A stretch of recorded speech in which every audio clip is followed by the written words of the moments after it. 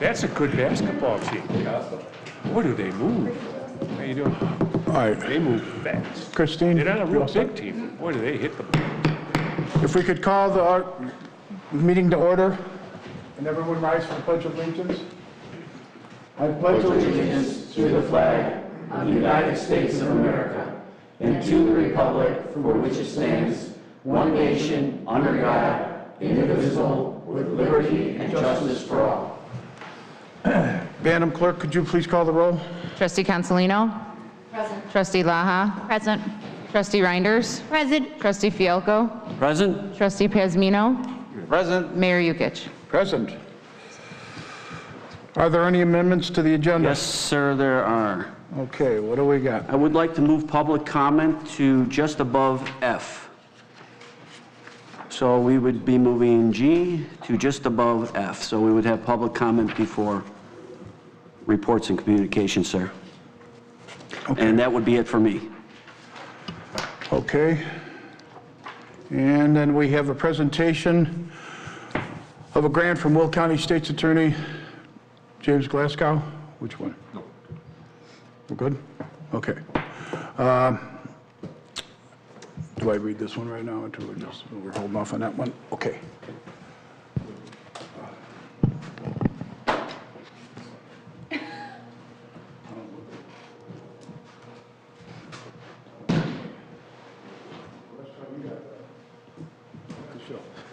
Good evening. One of the things we do at the State's Attorney's Office, we've been very successful in taking money from drug dealers and money launderers. And so as I accumulate that money, I don't just sit on it, I plow it back into the community. And one of the things I've been doing recently is offering, I try to partner with local businesses whenever possible. Terry Darcy and I have teamed up on a number of purchases of vehicles for at-risk youth agencies. And I was recently in Wilmington. Durazio Ford bought 2 flock cameras, and I bought 2 flock cameras. The importance there is government can't pay for everything. And the more we can draw the private sector in to help us, especially in the law enforcement arena, obviously we're doubling our efforts. And they also see the results. When we make this a safer community, they make more money.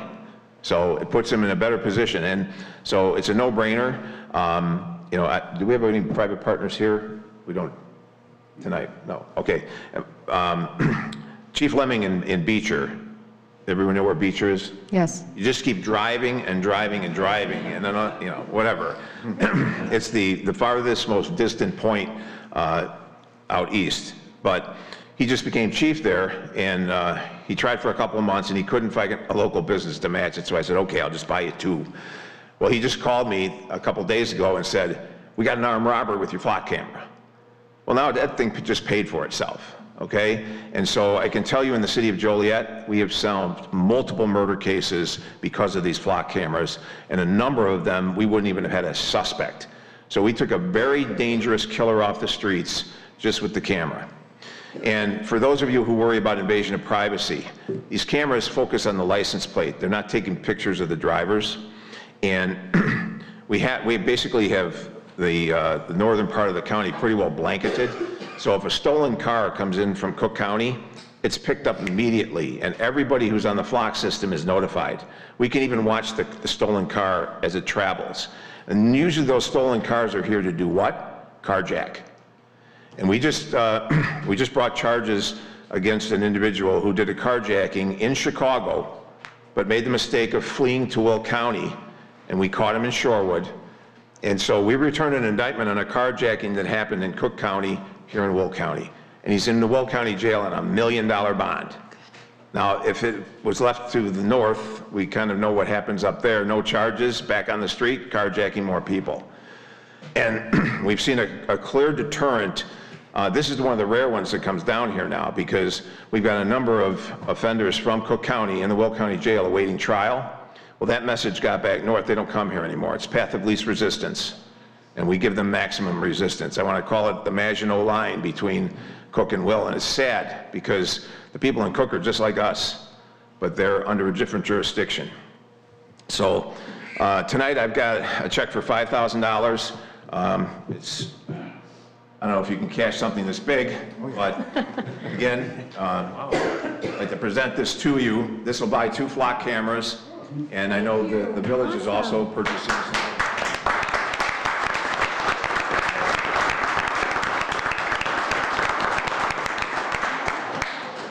Okay. Okay, should we bring this, or? Yes, yeah, for sure.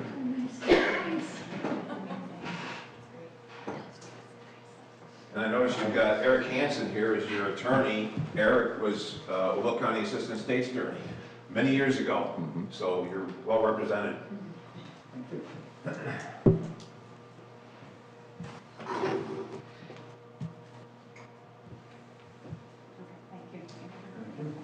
And since it's a fake check, I'll take it home with me. The real one will be sent out to you. But again, and anybody who's worried about the, the Big Brother aspect of these cameras. I mean, everyone, we value our privacy. We purge this information every 30 days. It's not stored. I should take it. It is stored in one of those cloud things, but we don't have access to it. But if a murder was discovered, say 6-9 months later, we could make an application for the area where the murder occurred to see if we could get a suspect leaving the scene. Other than that, it's not stored, and we don't keep track of people. So, and we got enough to do just using it for the criminal element that we have to track down. So again, thank you for accepting this, and I'm sure in the future I'll be available to help you in the future on other cameras. But I anxiously await to see how the Will County Sheriff will use this in keeping the citizens up here safe.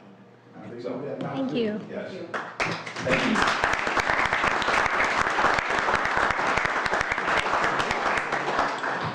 This is a nice town. Please, and I had red light to just.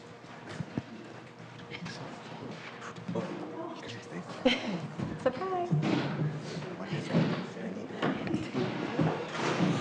Okay, what do I do about this?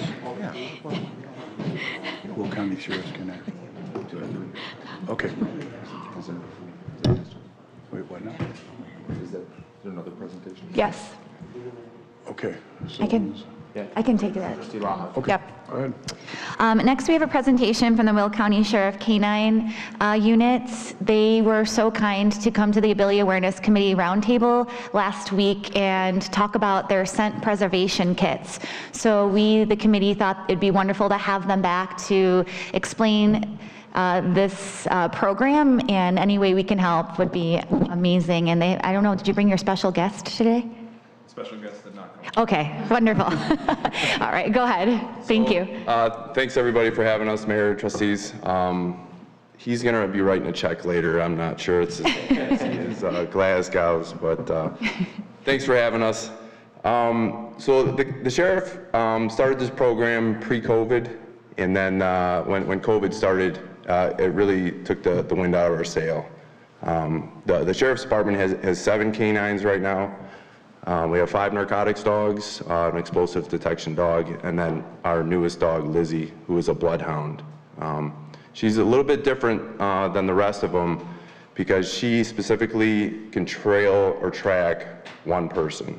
So whereas my dog, the German Shepherds, the pointy-eared breeds, it's very difficult to try to find somebody that's been missing for hours. And we try with our dogs, but they're not as successful. They don't have the biology like the bloodhounds do. The dogs have been bred for years to do what they do. And a lot of the calls we get to look for these young missing adults or elderly people, they've been missing for hours, sometimes days. So it's near impossible for my dog to do this. And that's where his dog comes in. His dog trails specific scent, and I'm gonna let Marty explain the scent kit. I don't wanna steal his thunder. But we now have the capabilities of attempting to find these people 8 to 12 to 24 hours after they've been missing.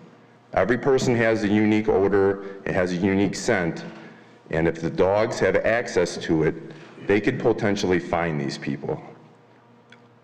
It's a game changer for me. I've been in the canine business almost as long as I've been a police officer. And it's really a unique set of skills that we now have access to. What the scent kit does, it allows us to obtain these people's scent and store them. I don't want to go too much into it with him, but if you have a child that is prone to wander, or an elderly person who you care for who is prone to wander, those times become very, very difficult. You have the police at your house, we're trying to interview you and get all this information. This scent kit really gives us a streamlined path to begin to go look for your loved ones. We purchased 500 of these scent kits, and we're giving them out to the public for free. All you have to do is come to the Sheriff's Department and ask for one. And it's a very simple process, and we'll explain it here shortly. If your child goes missing at, say, a Homer Glen function in a large group setting where my dog would never be able to find you, our dogs track by smelling the ground disturbance odors, the crushed grass.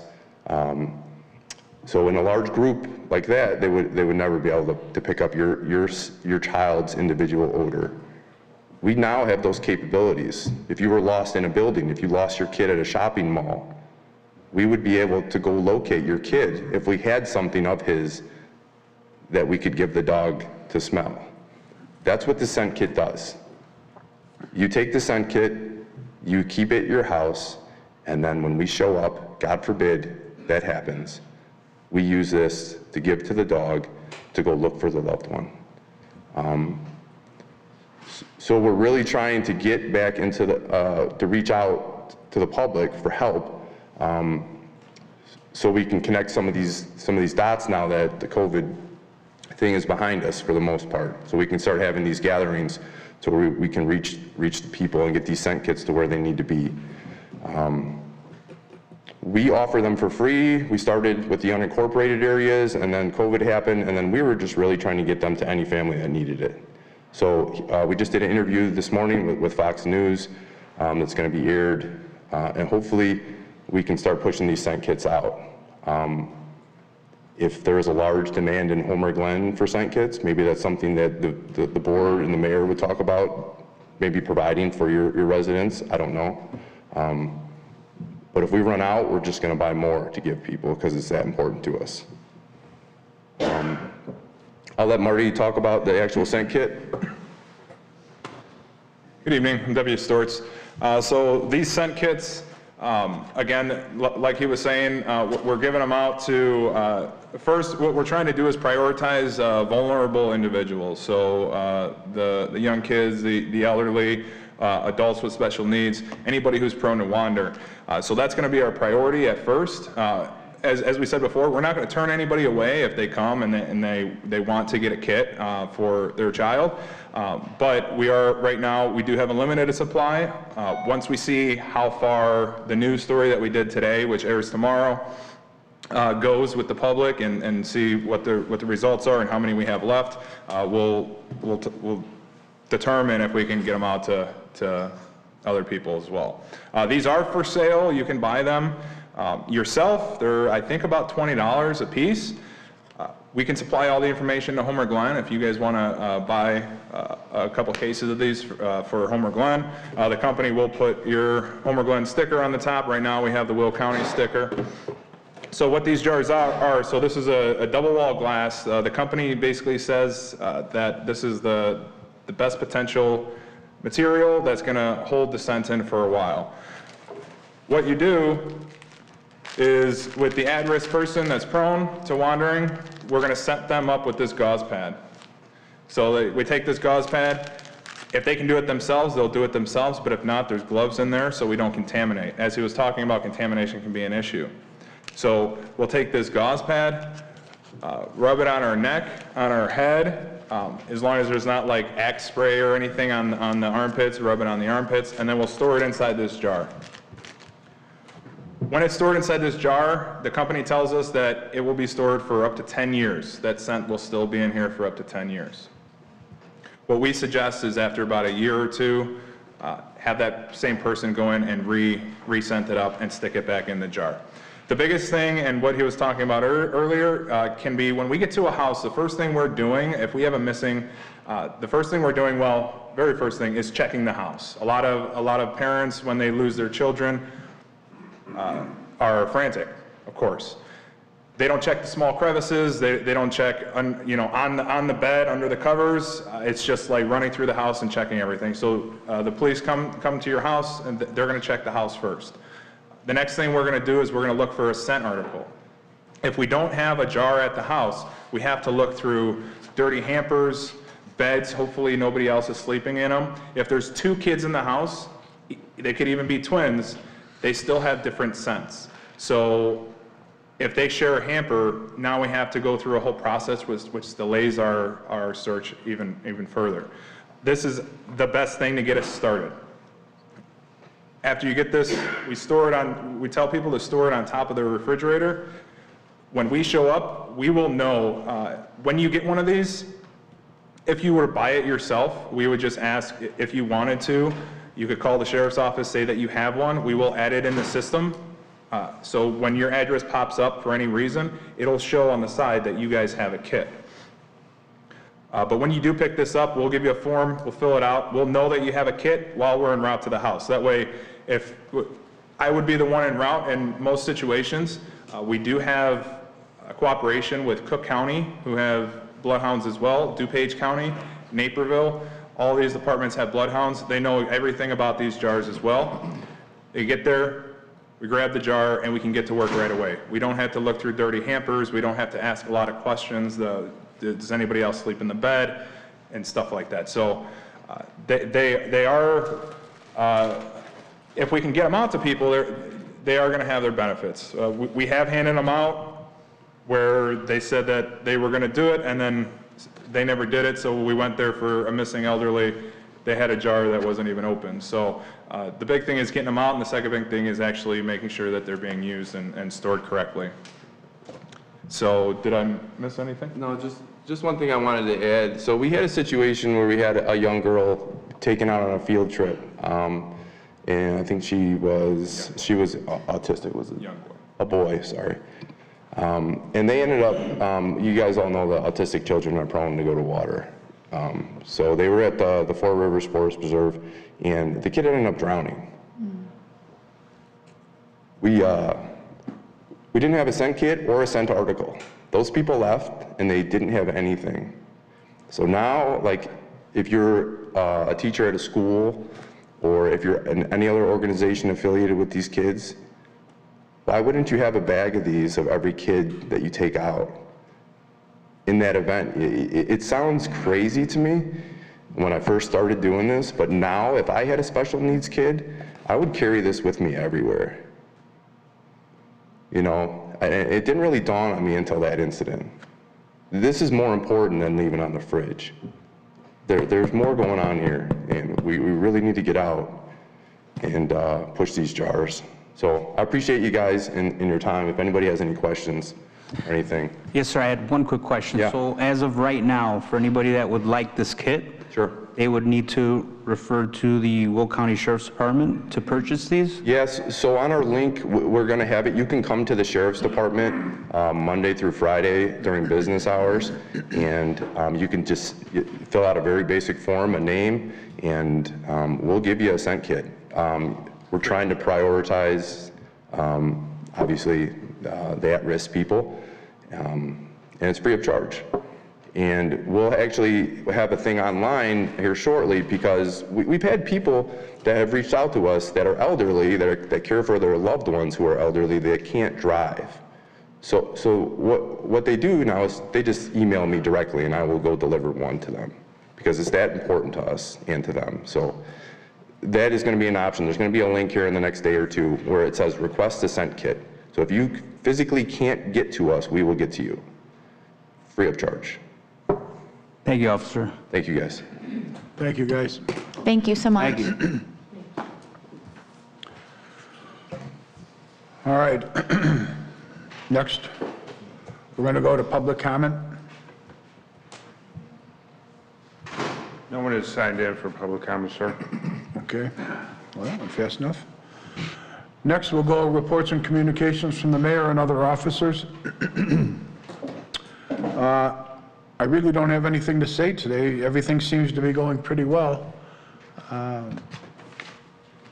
We just got to be careful because we're still getting used to the east sun blaring in your eyes coming home now if you're coming from the east side. So just everyone just be careful. Trustees will start with Dan. Thank you, sir. Just to give you an update on the fest and the progress that we've made there. All the bands have been selected. At our next committee meeting in the beginning of April, we will then make that announcement who all the bands are. And there's soon to be a publication to follow that date. So other than that, I'd like to also welcome our new member, Carmen Morella, who is going to be our new village manager. I'd like to welcome him aboard with the team. Thank you. Thank you, Dan. Rose? Thank you, Mayor. I would just like to report on the Parks Committee tonight. At our last Parks meeting, we talked about a schedule of events for the park, and we also talked about the moving forward, and we're going to be prioritizing our projects in the park. Basically, we are going to start out with our little additional playground that we're going to be putting over near the swing area. It's going to be an inclusive playground for 2 to 5 and 5 to 12-year-olds. And that's something that's been requested for a very, very long time. And then we're hoping next year to prioritize the Veterans Memorial and start consulting procedures for the splash pad for Homer Glen. And after that, we'll go on to the band shell, but we need to still need to address the parking issues. And that's it for me, Mayor. Thank you. Ruben? I have nothing to report today. Thank you. Nicole? Thank you.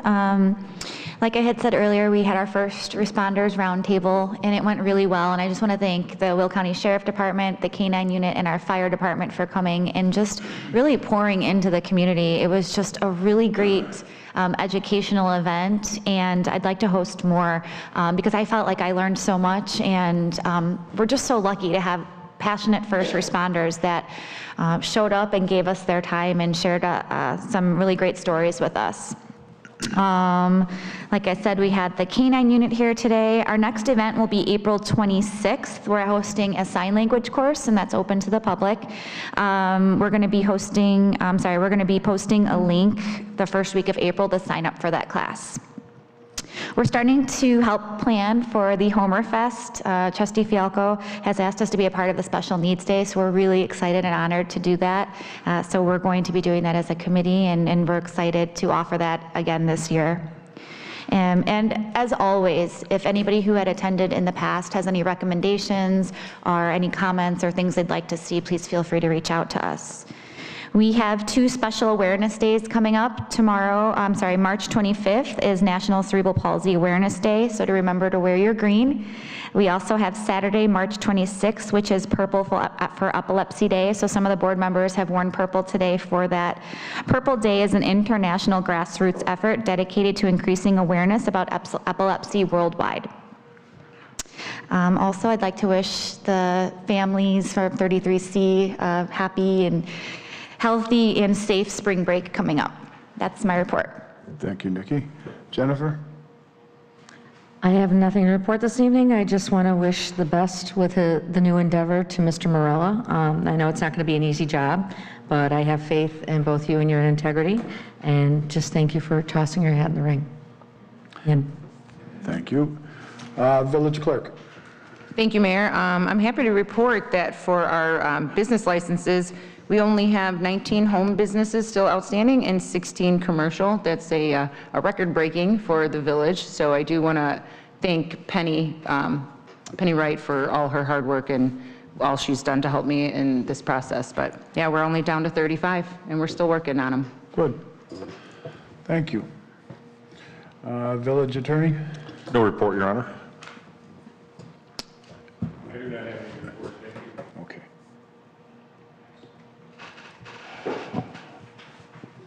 Public safety officials? He stepped out with somebody. Jeff's outside? Okay. Interim manager? No report. Okay, next we go to the consent agenda. Consider for approval the accounts payable for the period of March 11th through 2022 through March 24th, 2022, in the amount of $798,974.25. So moved. Second. Okay. Discussion? I think it's... Oh, that's right, we pass it. Okay. Next would, Roll call. Trustee Laha? Aye. Trustee Pazmino? Aye. Trustee Reinders? Aye. Trustee Fialko? Aye. And Trustee Consolino? Aye. motion carries. Next, legislation and action items. Consider for approval number 22-012, an ordinance amending 114-10, planning and zoning of Chapter 114, fees of the Code of the Village of Homer Glen, Will County, Illinois. I'll make that motion. I'll second. Okay. Discussion? I think this is a fantastic idea for any resident that wants to become a member of our wonderful village. And I mean, it's just good all the way around. I want to also say the same. I think you said that perfectly, Trustee Pazmino. In the background information, it also says that the board can consider several other options to incentivize annexations. I would like to look into that, Matt, and see exactly what your ideas would be to do that. I don't know if you have any to share at the moment, but I would make and do everything to encourage anybody that wants to annex into Homer Glen. And if you have some other ideas, I welcome them. If I may just briefly, I think one of the biggest attractants to annexation would probably be helping with fees that are connected to utility connections. Those fees are way higher than these fees are not necessarily going to make or break an annexation. Maybe for smaller landowners it would, but for big properties, specifically around 159th Street, helping those owners with recapture fees connected to utility expansion, I think would probably be, and actually doing the utility expansion first is going to be the key to seeing further annexation. Thank you. Okay. The only thing we have to be careful there is if we give everything away, this village is not going to have any money. All right, because I mean, we laid the pipe for the sewer and for the water, and those are recapturing fees because that's what we took out of our pockets. Right, and that makes sense. As far as the annexation fees, though, we've had since 2001 for anybody that would have wanted to come to Homer Glen through annexation for the fee that it was, $500 plus $100 per acre. I think that's been exhausted at this point, and this will be great for the community. I agree, Trustee Pazmino. I agree with Trustee Fialko. Okay. If there's anything else, Madam Clerk, please call the roll. Trustee Pazmino? Aye. Trustee Reinders? Aye. Trustee Fialko? Aye. Trustee Consolino? Aye. And Trustee Laha? Aye. Motion carries. Next would be consider for approval a motion to lease the vacant property at the corner of 151st Street and Cream Road, Homer Glen, Illinois, for $450 per month. I'll make that motion. And I'll second. The reason, now, at this point, have we been renting that property up to this point and now we're renewing the lease? Because that property was for sale on that corner, correct? I don't know if anybody's here, Matt? Yeah, it's been for sale for some time. It's been for sale for some time, but hadn't we rented that property before? Correct. Yes. Are we still renting it up to this point, or is this a brand-new lease?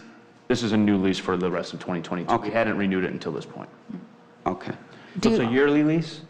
Correct. That's how it, yep. Is this roughly what we leased it for before? $25 more a month. Okay. Has it ever been explored to purchase that property? Yes, and it's outrageous. Yeah. It's okay, that's, because I don't know what the price is on it. Yeah. I think the last time, I'm not absolutely positive, but it was over 10,000 or 10 million.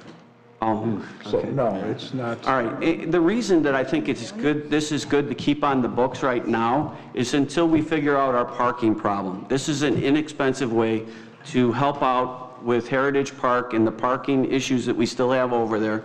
And so therefore, I support this for that reason. Once we get our issues resolved at Heritage Park with the parking and whatever was going to happen with any other piece of property that would add additional parking, I think we can look at not doing this in the future, but right now I think it's very important for the community to have this, especially for all the events that are happening at Heritage Park.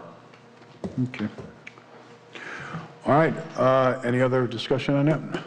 Madam Clerk, could you please call the roll? Trustee Reinders? Aye. Trustee Fialko? Aye. Trustee Consolino? Aye. Trustee Laha? Aye. And Trustee Pazmino? Aye. Okay, motion carries. Next, consider a motion to authorize village staff to fill 3 seasonal maintenance working positions in the Parks and Recreation Department. So moved. And I'll second that. Okay, so that would be Rose and Ruben. Discussion? Do we know if we have anyone that's put anything in so far? We do. Do we have? Yeah, we do have candidates that we would extend an offer upon approval tonight. Okay. I believe this was also talked about in A&F, and we gave the green light for this. This is something that's done every year. So I don't have any problem with it. I'm just hoping that we're able to find people to fill the slots. Yeah, I think he does. I think his people are ready. Yeah. I mean, all the spots. Oh, okay. Oh, you have more than 3? I believe we do have 3. Can we have 3? Do we have 3? Okay, and it's still out there, so we still could end up with more if we needed it. So that's wonderful. Okay, anything else on it? Madam Clerk, please call the roll. Trustee Fialko? Aye. Trustee Consolino? Aye. Trustee Laha? Aye. Trustee Reinders? Aye. Trustee Pazmino? Aye. Motion carries. Next would be workshop for fiscal year 2023 budget draft discussion.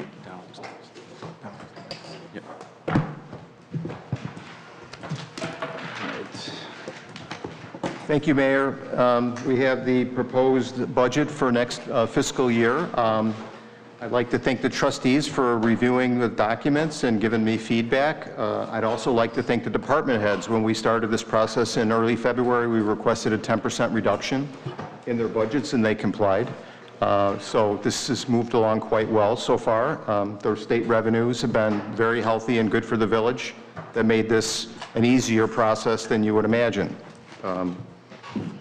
With all the things going on in the world, revenues are fairly good from the state. So what we have here is draft 2, made 2 changes to this draft. We have increased the legal expense by $25,000 to adjust for potential negotiation services with the collective bargaining agreement, annexations, et cetera. It's just a buffer to make sure we finish the year in a good position. We've also increased the business incentive program by $20,000. It was originally on draft 1 at $40,000, and it's now at $60,000. I know there could be some further interest in expanding on that number. So when we're done, please get back to me and see if you want to raise it, because I've heard some trustees are interested in going up to $100,000. There's room in the budget to do something like that currently, so draft 3 could easily represent it at 100. It doesn't necessarily mean that you have to grant those awards at that level, but it is a place setter for that future endeavor. This whole document is a inventory of initiatives that, for the most part, require further board action. So I want you to be open-minded with these initiatives. It's a place setter and gives you latitude to do things with this upcoming year. It also really represents the trended data for the last 3 or 4 years. A lot of this budget is trended data.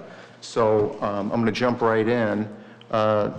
The current 11, actually we have 10 funds right now, but we're proposing a new fund for this federal American Rescue Plan Act. That was the $3.3 million federal grant that we were awarded as kind of part 2 of the COVID relief program. We want to keep it separate. It's federally funded grant, and it has a higher level of accountability for audit purposes. When the funds are gone, that fund will expire. It has just recently, in the past 6 weeks, expanded its potential spending. Initially, it was a very rigid program that was rolled out that was restricted to sewer and water projects and infrastructure broadband projects. So just recently, in the last 6 weeks, they issued something called the final rule, which is going to allow the village to pretty much spend this on almost anything, quite honestly. We don't have a pension. We don't have pension costs. You can't use it for pension costs. You can't use it for legal costs. So it is it is the last fund that I'll discuss. I'm going to bring this forward at the A&F committee meeting in April with the fund accounting policy to discuss authorizing this new fund. Okay. The total, these are all the revenues and expenses of the fiscal year. So we have a grand total of about $27 million in expenses in the 11 funds. Most of them are capital related. So the general fund is 12 million. All the other funds are essentially capital project funds, except for the park fund. We have some facilities operating costs. The total village revenues are $22.5 million. And the budgeted expenses are $27 million.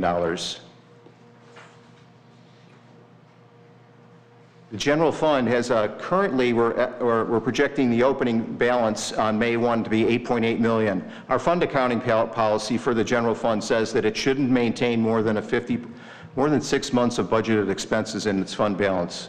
So at the A&F meeting, I'm going to propose a equity sweep of about $1.9 million to either the capital project fund or the park fund. So think about the direction where you would like to do that sweep.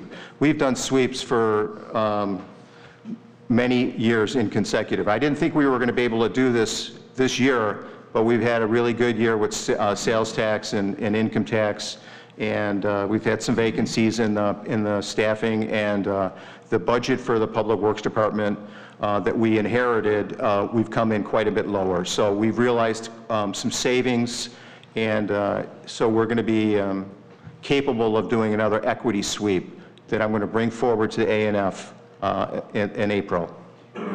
Excuse me one second. You said you were going to decide between the park fund and what other fund? Capital project fund. Capital project, thank you. Yes. I think right now, the park fund has some decent fund balances in it, so I think I was going to recommend the capital project fund, but it's too, you could put it in either one, it would be good, okay?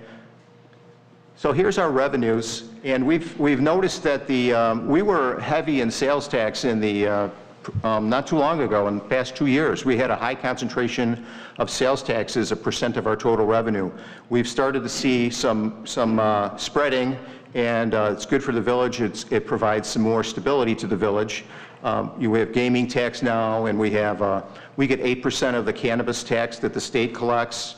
That's starting to turn into some sizable dollars also. So it's helped spread out the tax base and make us not so reliant on sales tax. So I thought that was a nice change and a good direction for the village.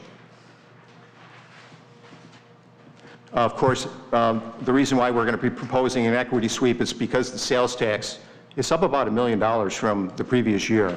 And we have the perfect mix for, we've been very fortunate with the mix that we have in retail, and it has sustained through COVID. I think we'll start to see a dip as inflation starts to hit and impact disposable income.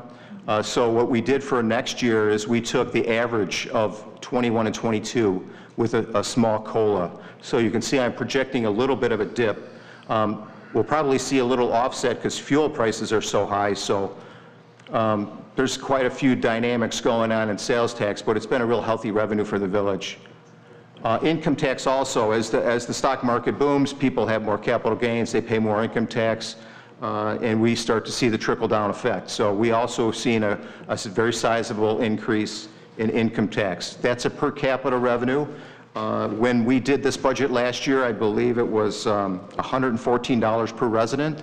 I believe this year it's at $132 per resident. I have a slide coming up shortly that I'll show you. This one right here, that's our per capitas. It represents, I believe it represents about $212 or $13 per resident. And last year it was $195. So it's a sizable increase. Plus, our population has increased by 230 residents. Doesn't sound like much, but it's $50,000. That's a $50,000 benefit just because of the per capita. So a lot of positive things in the revenue category for the village. This schedule breaks down, we kind of report in a regulatory mode with the state, so our accounting system is built like that. It's personnel and benefits, supplies and materials, contractual services, and this is the breakdown by type. Most villages, because local government is such a service-based endeavor, they usually spend approximately 65% of their expenses on salary and benefits. We're an anomaly because we have contracted sheriff services. But if you were to peel out like 3.5 million of that 4.7 as payroll and benefits, which is probably pretty close to accurate, we fit the norm. It puts us in a low 60% of the personnel and benefit ratio, which is really pretty common. We are heavy in, we really are a service-based entity. And that's just the split, the two big categories and then everything else. Public safety is currently projected at 3%. I'm pretty sure it's not going to be above that. We should see a little bit of savings on that, but that data is going to be coming out shortly. And here's a list of our initiatives, and this is what I hope you focused on. Some of these are new, some of these are just recurring in nature because they're significant. And they're place setters, and just in the administrative category, we rebudgeted $75,000 for some professional services for annexation study and comprehensive plan. It's a place setter. It will require an RFP and further board approval. And then items 2 and 3 are to expand the recreation department in the general fund. One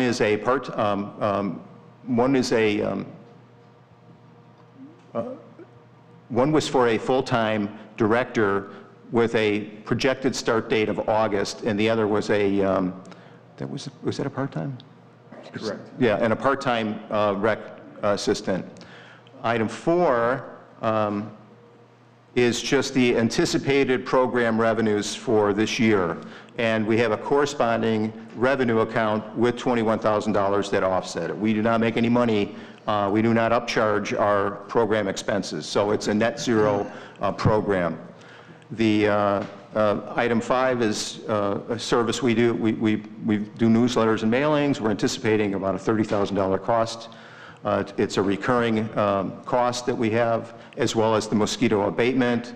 I believe that number is pretty close to the same. We're forecasting the same amount of applications. And then I just wanted to disclose the membership and dues predominantly is those two items, the IML and the Will County. They represent about 21,000 of that 25,000. The 30,000 for signage is kind of a place setter, which would, of course, require trustee approval. And then human resources, which is a newer department for us. We get a $8,000 stipend for the from our insurance company for doing healthy related activities and so we use that $8,000 for a wellness program. It's a net zero cost to the village. Yeah. Public safety, once again, I said that we estimated a 3% sheriff cost. That is our single largest expense of the village. The building department the board had already approved a part-time position for a seasonal compliance officer. That's listed there. Public Works, I wanted to once again cite that we inherited that budget from the Public Works. It was a 2-year average with a COLA. We're going to come in quite a bit lower than that. I wanted to say that with this surplus that we currently have, I'd like to bring forward at the A&F meeting a potential PO or for a plow and a truck. They had a $212,000 line item for such expense. They haven't done it yet, but we could do it. We could obligate it now and get it part of this budget. It would minimize the equity sweep. So I'll bring it forward, that you can make a determination from there. Okay? Well, so that was in this fiscal year's budget. Yes. It has not been brought to A&F yet. No. So it's not that we haven't done it. That's correct. It hasn't been presented. That's correct. Well, we're starting to, after we go through the season, we're starting to see where we're at with the conditions. So we should really seriously look at doing that. I did put a plow in the budget for next year. And also, I just presented the salt budget. We think that we're going to save some money in salt because we're going to go into the state purchasing agreement. They're a little slower this year, but we're hopeful that we realize a savings there. Liability insurance is going to be a little lower because we had we had a kind of a gap coverage with this carry when we acquired the road district. We had some gap coverage that's not going to occur. And then we budgeted the resurfacing program in the MFT fund just like we did last year. In the economic development department, that's where we have the incentive. It's been increased from 40 to 60,000. It's a $20,000 increase from last year. It's not the same as last year. And then in the other category, I didn't think we were going to be able to do this, but we have the roof repair at both the Village Hall and the Public Works in this budget. Anticipated cost of $250,000 per. I think it's coming in lower. I haven't made any changes, but that's currently in the general fund, which is terrific. I didn't think we were going to be able to afford that.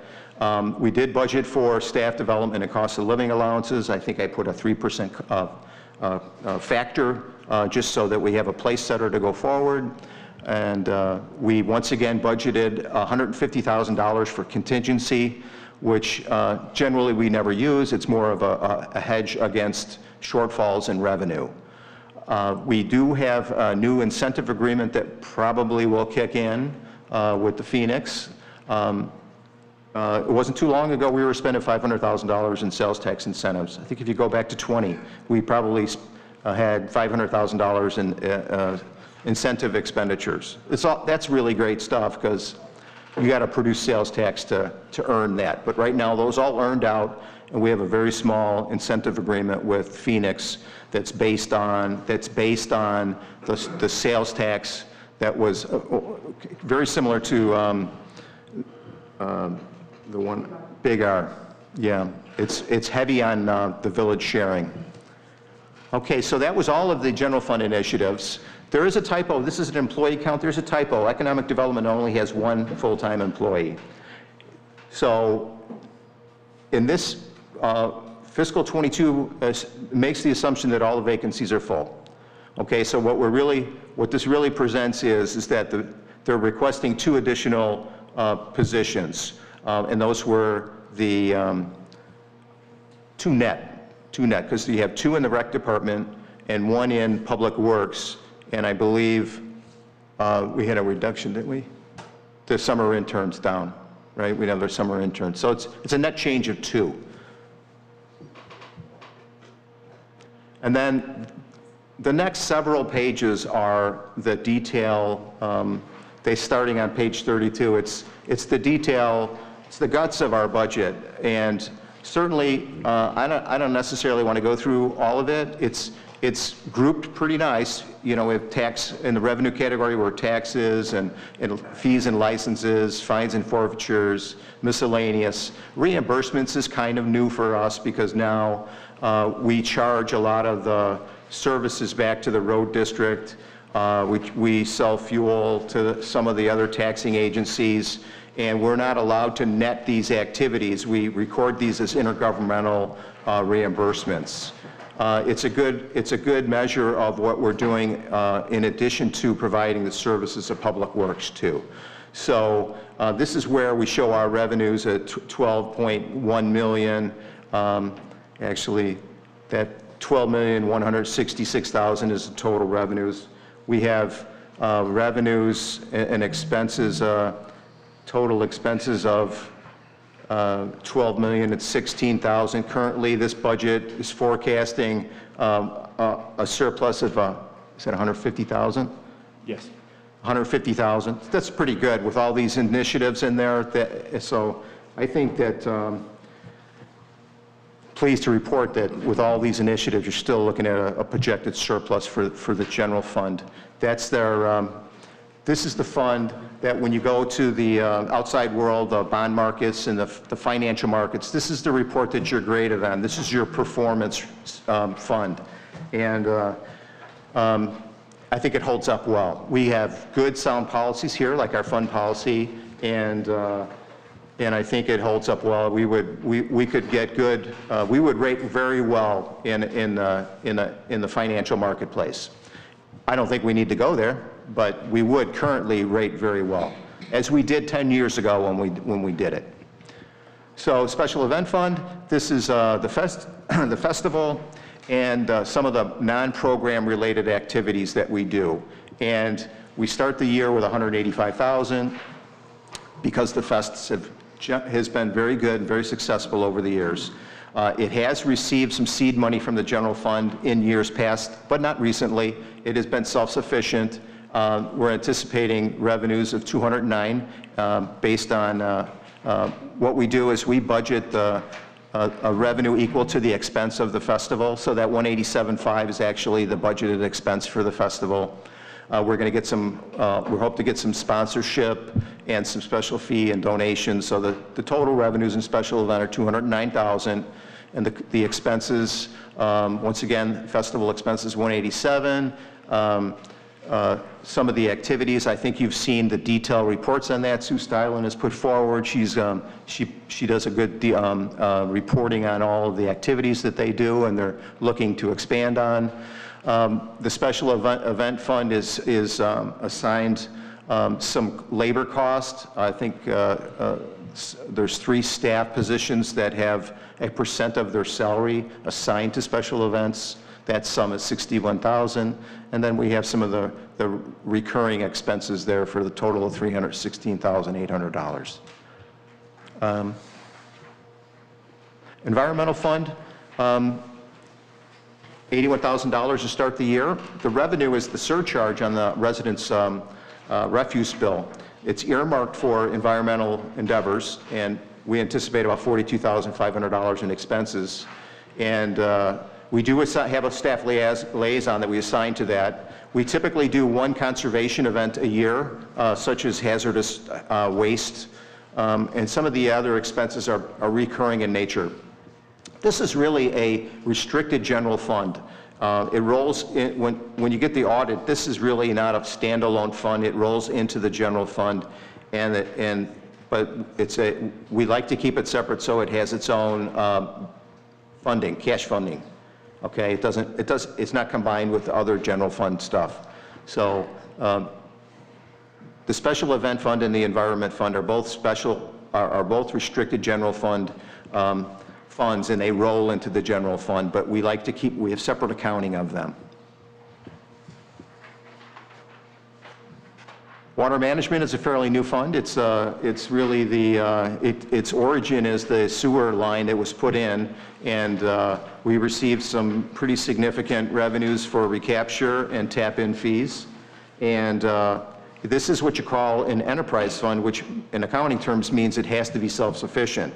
It shouldn't get any other funds from any other funds, and it's pretty well funded. It's pretty good right now. I don't anticipate any problem in this fund.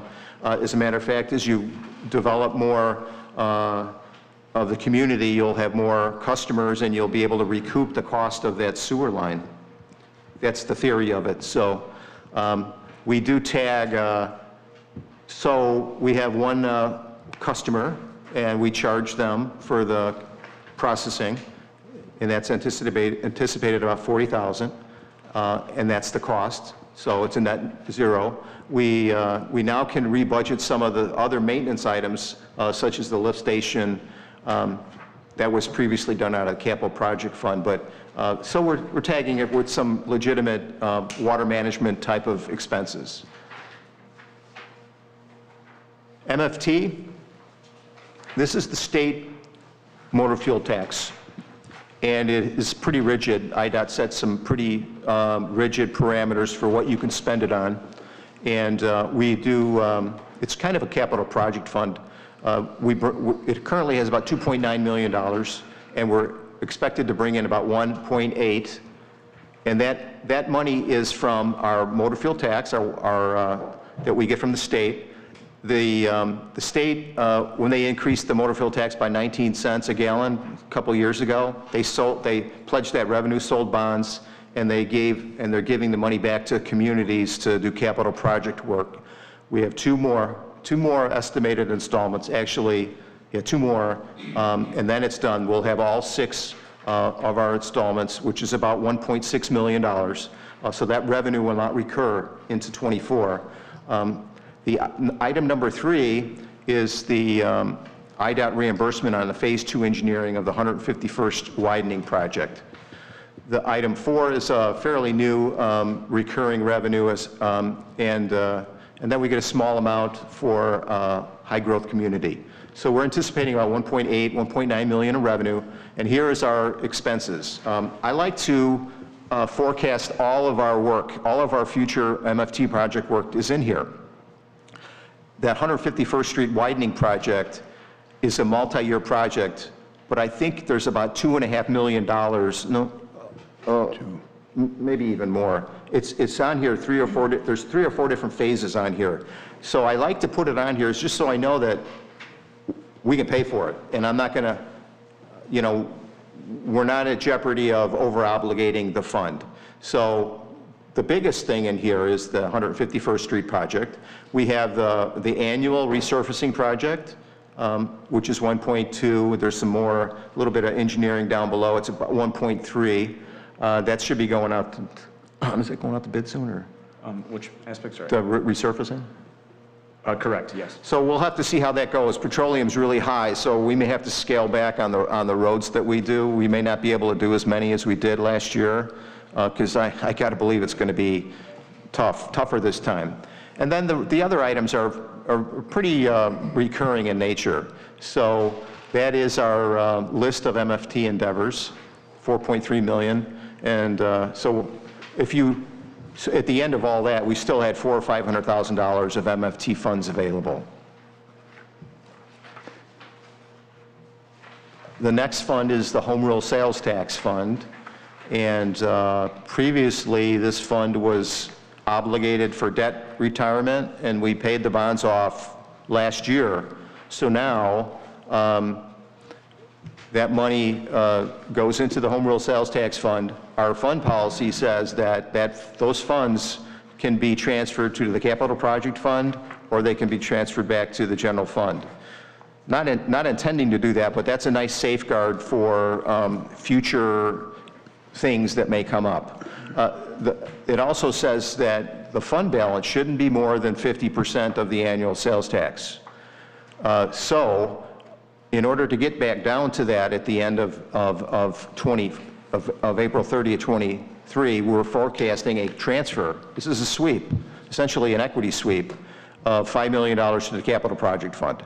This is our funding. This is our designated revenue for future capital projects.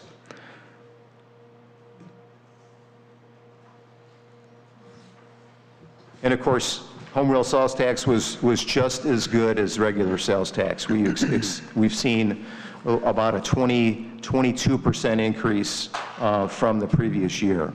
So, it's going to help with future capital project funding. Park and Recreation Fund, we front-loaded some funds in there for future development out at Heritage Park. It has $5.6 million in there. I did talk to Trustee Rose before the meeting, and currently there's a couple endeavors that are that she wants to put in here that are not in here. One is the Tot Lot Park for $225,000, and the other is the Veterans Memorial for $250,000. So the budgeted expenses are going to go up by $475,000 or whatever that is. So we still have a sizable cushion in there. This is where our local 3 cent per gallon motor fuel tax is receipted. It's anticipated to be at $6.60. We added a real big filling station that's doing quite well and bringing the revenues up. And also, this is where we receive park developer contributions that per ordinance are required to be for park development. So we got 2 things in this fund. It's a capital project fund and it's a facilities maintenance fund. Total combined total revenues in the Park Rec Fund are about $718,000, and the expenses or initiatives, and hopefully sometimes these things take multiple years to get, especially like bike trails where we're waiting for grant funding and things like that. But with some bike trail work, we have a place setter. In addition to those 2 endeavors, a place setter of $500,000 for park improvements in case something comes up. You know, and maybe you do it, maybe you don't, but it'll be in there. We had $70,000 for some machinery for park facilities maintenance, and I think John's already brought this to the board. So some bike trail repair work, the pickup truck that's already been approved by the board, and then of course I think he has a request for 1 additional staff member. Capital Project Fund. This really doesn't have a designated, well, it does now because of the home rule sales tax, but this also is kind of building up a nice surplus. It's got about almost $5 million in it. The budgeted revenues and transfers, remember, $5 million of that number is from home rule sales tax. I wanted to say, this is out of, revenues is the next one, but the parking project out here at Heritage Park is pending the grant approval, $750,000. So the revenues for the capital project fund are the sweep, the $5 million sweep from the home rule sales tax fund, and the grant. And then these are the projected expenses or initiatives. Some sidewalk work, streetlight retrofitting, which I think we're going to get 20 or 30 grand from ComEd also on that. And these initiatives were brought forward from the village engineer before he left, just so that we would make sure we kept them going forward. 2.94 million for that. Tree replacement fund, this is something that maybe someday gets purged into the capital project fund. It really was the EAB, the Emerald Ash Borer tree fund at one point. We set aside some money, and it's kind of been dormant this year, but we're going to try to ramp it back up again and get some people some trees. So we have about 156 grand that we're going to start the year with, and we're anticipating spending about 57 or 58,000 for the arborist and just the trees themselves. And this is the bond from the bond fund from 2012, which predominantly funds drainage improvement work. It also funds the it also funds the water acquisition, the water transmission line. We're just paying service fees, professional service fees right now. So, but a really good way of looking at this, and when this fund dries up, it's gone, right? Because this was a very restricted capital project fund.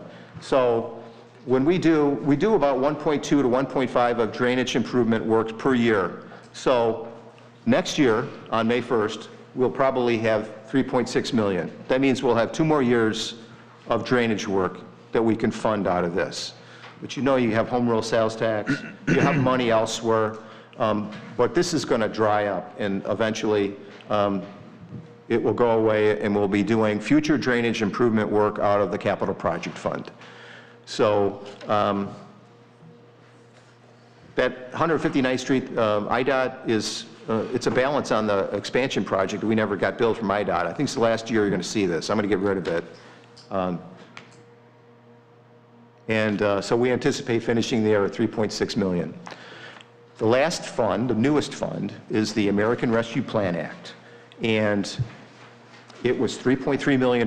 We currently received $1.6 million of it today. I have it as a deferred revenue because we haven't done anything with it. By April 30th, we have to file with the feds and let them know that we want to use the easy method, which is to say, if you're getting less than $10 million, you can say that our justification for this funds is that we lost the revenue. We had lost revenue, even though we didn't. They don't care. They're trying to make it, they don't want the money back. They made the initial program so rigid that nobody could qualify to spend all the money. So just like the CARES Act, they've changed it at the last minute and opened it up, and now it's a great funding opportunity for future initiatives of the village. And we were going to tag the Fitteman Creek Sewer Project to this. This is something that as you build it and businesses come online, you'll be able to recapture the fee. I added another, I added $350,000 for a park/EMA storage facility, storage building. We're currently paying rent on 2 suites, and it would be really nice to bring this stuff centralized and save some money. There's funds available to do that, so that's a place setter for that. And I put a plow in there because you never know. So right now we have a plow from this year's budget. We have a plow in Public Works for next year's budget, and then I have another plow in this grant fund, 2 there. So I'd really would encourage you to order the one in April and order the other 2 in May, because they take over a year to get. So if we were to do all that, and you know, the sewer project's probably a multi-year project, we'd still have funds available. We have to spend the money by 2026. So that was the final fund. I'm going to bring this will be part of the new fund policy. Did you say that has to be spent? What did you say that by? 26. 26. Yes. So that is all 11 funds. Most of them are capital. The general fund is our scorecard for performance, and that's done quite well. And so what I would like input on, in addition to any questions that you might have, is the business incentive program. There seems to be some interest in expanding that. And I assume, if I don't hear otherwise, we'll add those 2 initiatives to the park fund. And I'll answer any of your questions or give you further details on anything that you might have. If everything is okay, I'd like to make this document public and have a public hearing at the April meeting.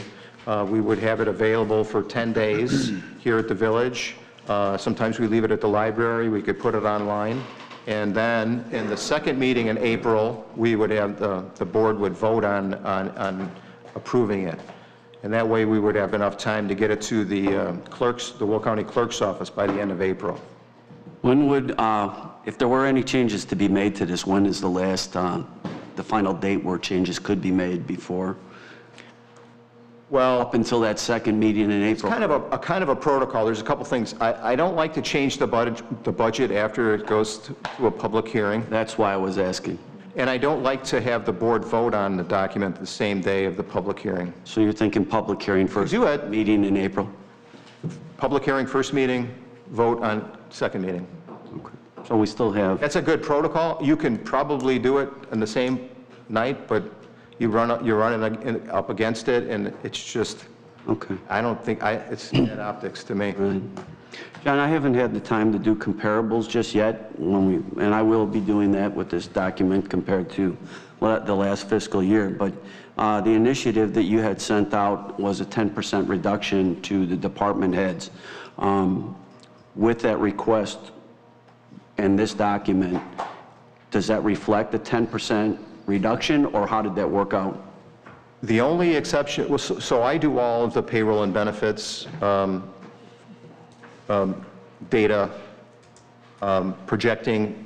So when I make that comment, they're not, you know, they're not messing with their salary budget. It's everything else. The only thing that's changed was economic development. Initially, did not fund the incentive agreement because it didn't have, it would have not met the 10% requirement. When we got all the data in, I told Matt and Janie, I said, we should put this back in. We have room, we should put this back in. I know the board liked it. So you'd have to pull that out of Janie's budget because she didn't have it in there. She complied with the request, and then we encouraged her, we put it back in because we had the conditions were right for putting it back in. Right, so that was the only department where it didn't work out the way you requested? Park facilities is an anomaly because of its expansion. That one is not, that one did not, wasn't held to that same parameter because of the expansion and the services that it's doing. So no, I mean, everybody else did though. Okay, so just those two departments? Correct. Okay. Yeah.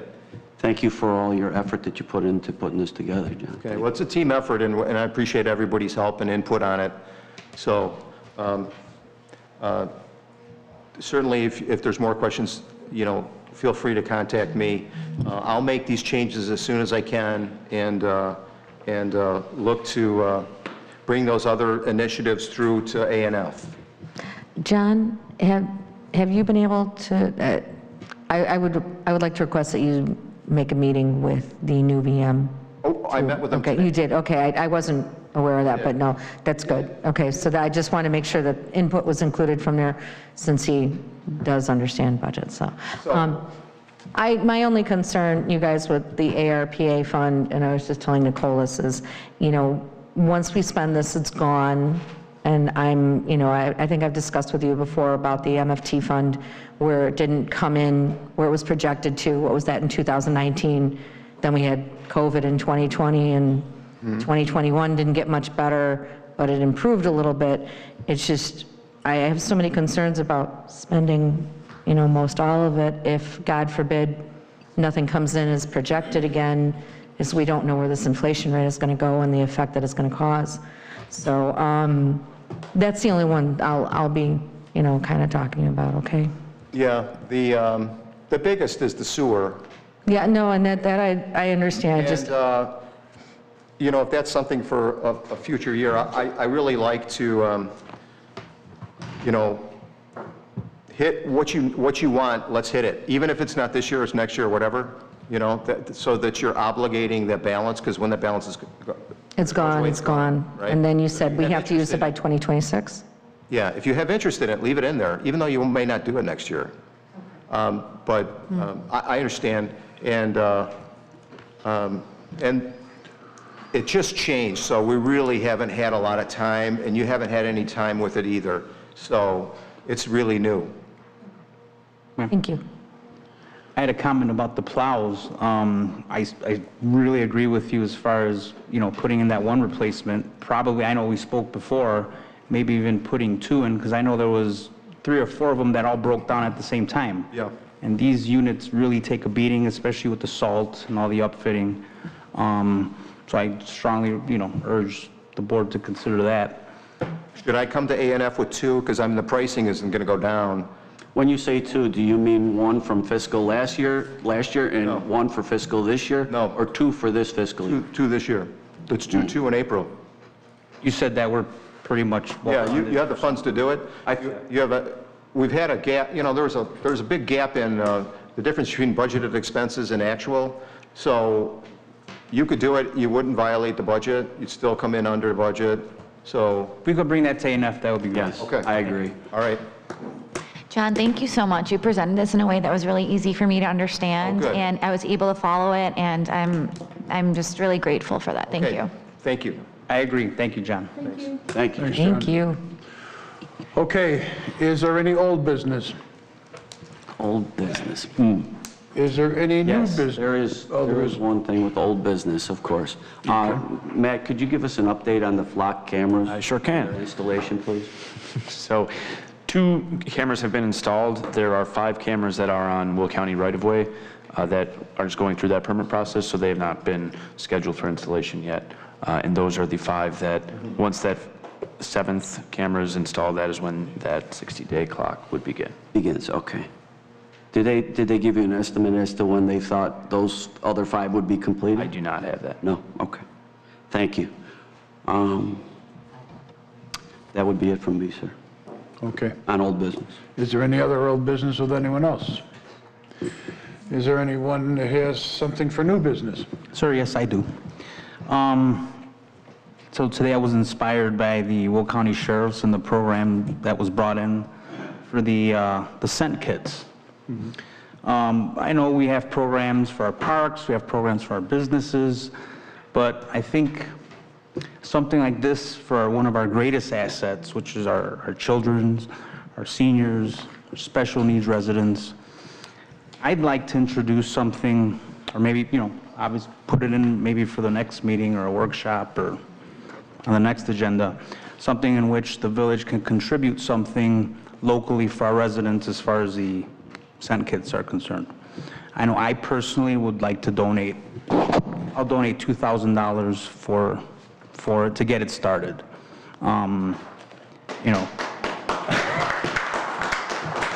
I just think it's really important. I think sometimes we forget about, those things that are closest to us.